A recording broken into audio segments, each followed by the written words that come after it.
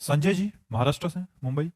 राधे राधे महाराज जी। महाराज जी, व्यक्ति के जीवन में गुरु का सदैव होना कितना महत्वपूर्ण है? अरे पूरा महत्वपूर्ण है। बिना बिना गुरु के चाहे शिव बिरंची सम होई, गुरु बिनु भवनिधि तरे न कोई। बिना गुरु के भव सागर से नहीं तरा जा सकता, ये बिल्कुल सिद्ध बात है। आज तक कोई ऐसा मिला हो तो हमें बताना।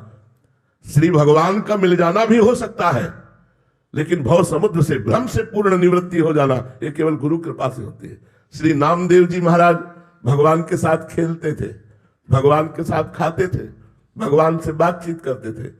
एक दिन गोरा कुम्हार के यहाँ, बड़े महाभागवत से श्री गोरा कुम्हार जी, उनके यहाँ बहुत से संत बैठे हुए थे। तो श्री मुक्ताबाई जी वो मटकी थापने की चाट जो होती है उसे उठाई और कहा, काका देखो इन मटकियों में कौन सी पक्की मटकी है और कौन सी कच्ची है। तो उन्होंने मुस्कुराकर स्वीकृति दे दी। तो हर संत की खोपड़ी में ऐसे मार दी।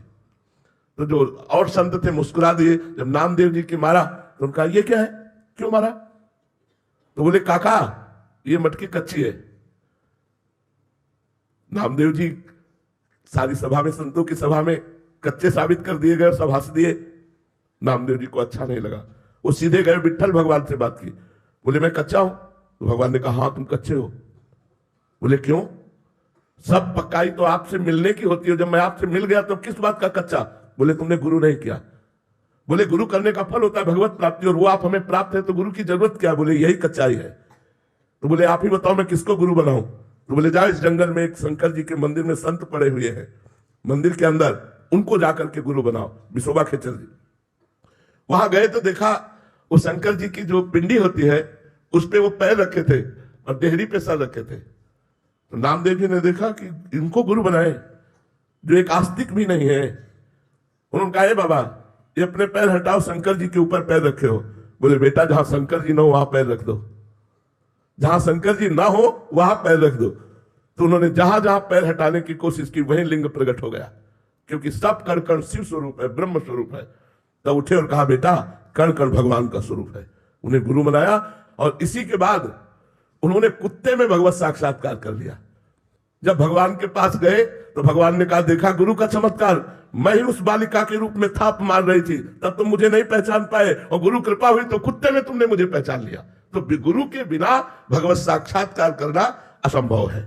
कोई भी हो, कहीं भी हो, गुरु बिनु भवनिधि तरि न कोई, चाहे शिव बिरंची सम होई। गुरु कृपा अत्यंत अनिवार्य है, और हमारा जीवन तो गुरु कृपा के ही आश्रित, इसलिए हम तो जानते ही नहीं कि गुरु कृपा के बिना कुछ हो सकता है। न जानते हैं न मानते हैं। बिना गुरु कृपा के परमार्थ में कुछ हो सकता है इतना मुझे पता है और ना मेरा विश्वास है।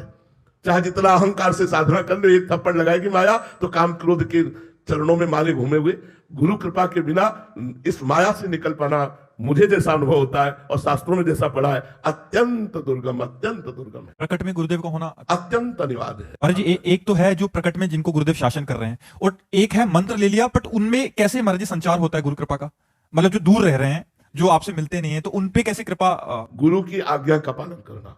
जो गुरु ने मंत्र दिया है, उपासना दी है, शास्त्र स्वाध्याय रहनी दी है, वैसे रहो तो आपके ऊपर गुरु कृपा आ जाएगी, गुरु कृपा बरस जाएगी। अगर आपको मंत्र दिया, उपासना दिया और मनमानी आचरण करते हो, मंत्र नहीं जपते हो, तो आप गुरु कृपा पात्र नहीं है।